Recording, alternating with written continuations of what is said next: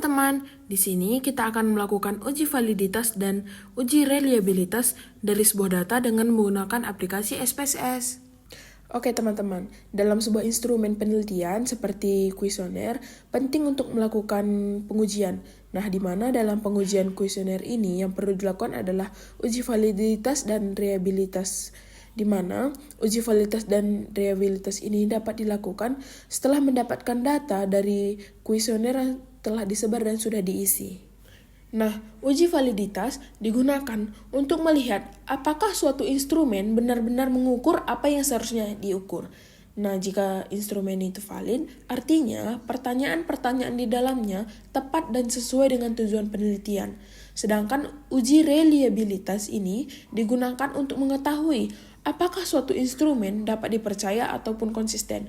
Instrumen disebut reliable jika seseorang memberikan jawaban yang relatif sama ketika instrumen yang sama diberikan pada waktu yang berbeda, selama kondisi tidak berubah. Kuesioner akan dikatakan valid dan reliable jika memenuhi persyaratan sebagai berikut. Yang pertama, persyaratan uji validitas, di mana untuk menentukan apakah pertanyaan dalam instrumen itu valid, biasanya digunakan dua acuan. Acuan yang pertama itu membandingkan R hitung dengan R tabel, di mana jika nilai R hitung lebih besar dari nilai R tabel, maka item dianggap valid. Nah, acuan yang kedua itu melihat nilai signifikansi ataupun sig, di mana jika nilai sig ini lebih kecil dari 0,05, berarti item itu tersebut valid.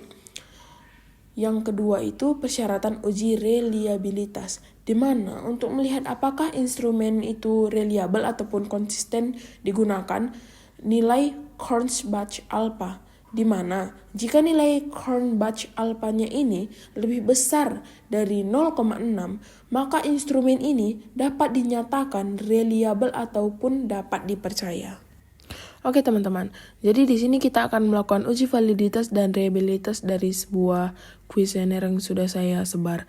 Di mana dari kuesioner sudah saya sebar, saya sudah memiliki 30 responden dan memiliki 12 pertanyaan. Dalam melakukan uji validitas, kita harus memiliki nilai R product moment, di mana nilai R product moment ini akan menjadi acuan kita untuk melihat apakah taraf signifikan dari data kita ini sudah terhitung valid atau belum. Oke, selanjutnya kita membuka aplikasi SPSS dan ini adalah tampilan awal dari SPSS teman-teman. Oke, kita bisa masuk membuka aplikasi Excel. Lalu kita dapat menyalin hasil dari nilai responden kita. Kita dapat menyalinnya dengan totalnya juga. Kita cukup menyalin dengan menekan Ctrl C. Lalu kita membuka aplikasi SPSS kembali. Kita dapat menekan dengan Ctrl V.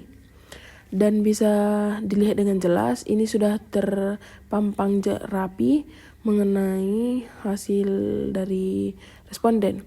Nah, ini bisa dilihat FAR ataupun judul setiap bagian itu sangat panjang teman-teman. Kita dapat menggantinya dengan variant view, lalu kita dapat menggantinya secara manual. Tetapi kita dapat melakukan gantian judulnya itu bisa sekali semua teman-teman. Dengan kita menekan nama, lalu kita menekan Ctrl F. Nah, di sini kita dapat mengganti dengan menekan replace terlebih dahulu. Lalu kita membuat kata find-nya ini, kita masukkan nama yang pertama yaitu FAR000. Kita dapat menggantinya dengan apa yang kita inginkan. Seperti saya akan membuat dengan X titik. Oke, lalu kita mereplace all.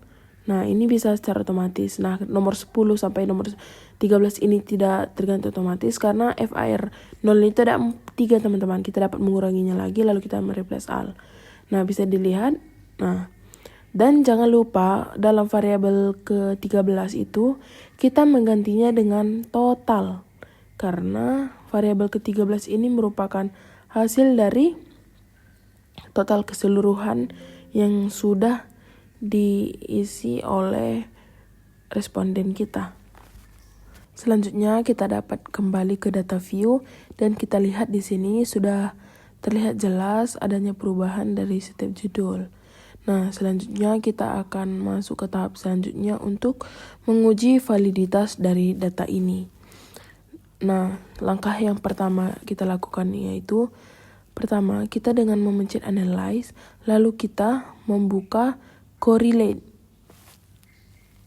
Nah, dalam bagian correlate ini, kita menekan bivariate. Selanjutnya, kita di sini ada 2 kolom.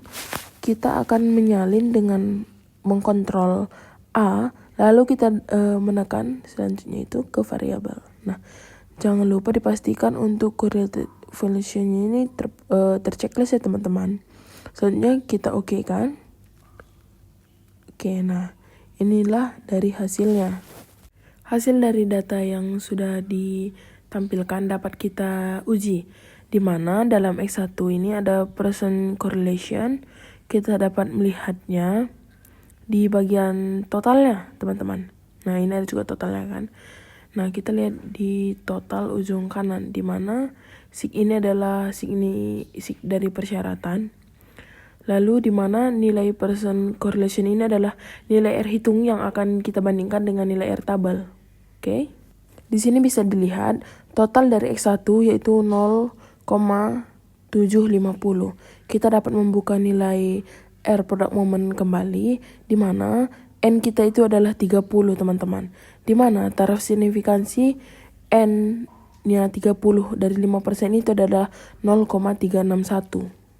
Jadi bisa kita lihat kembali ke data sebelumnya. Nah, di sini kita kembali ke output. Bisa kita lihat total dari setiap instrumen, di mana di sini ada 0,750 itu pasti sudah lebih besar daripada 0,361, di mana bisa dibilang dalam instrumen yang X1 ini sudah terhitung valid, dan bisa dilihat ke instrumen selanjutnya itu tidak ada di bawah 0,361. Jadi bisa disimpulkan kalau data yang sedang diuji ini sudah terhitung valid. Nah, selanjutnya kita akan melihat apakah data ini sudah terhitung reliable atau tidak. Oke teman-teman, kita kembali ke tampilan awal SPSS. Di sini kita akan menguji data reliable-nya. Kita memencet analyze, lalu kita memilih dengan scale, lalu kita memilih reliable analyze. Nah, di sini kita akan mengcopy kembali, lalu kita akan memindahkannya ke item. Dan jangan lupa untuk bagian total kita tidak memasukkan ya teman-teman, jadi kita dapat mengembalikannya. Oke. Kita tinggal memencet tanda itu. Selanjutnya, jangan lupa untuk membuka statistik. Di sini kita akan mencentang scale if item delete. Nah, setelah itu kita continue. Nah, jangan lupa dalam modelnya itu kita pastikan untuk memilih alpha, teman-teman. Nah, selanjutnya kita oke kan. Nah, di sini kita bisa lihat dari scale alpha variabel kita, di mana di sini kita bisa lihat dalam reliabilitas statistik kita itu ada crunch alpha-nya itu adalah 0,915 dari 12 item, di mana dalam persyaratan uji reliabilitas kita tadi, sebuah instrumen itu bisa dikatakan reliable ataupun konsisten jika nilai Cronbach alpha-nya itu lebih besar dari 0,6. Nah, jadi kalau semisal Cronbach alpha dari data yang saya punya itu adalah 0,915, maka data saya itu sudah terhitung reliable. Secara keseluruhan dapat disimpulkan bahwa data kuesioner yang saya miliki sudah terhitung valid dan reliable. Sekian tutorial penggunaan SPSS dalam menguji validitas dan reliabilitas dalam sebuah data. Terima kasih sudah menonton. See you next video guys.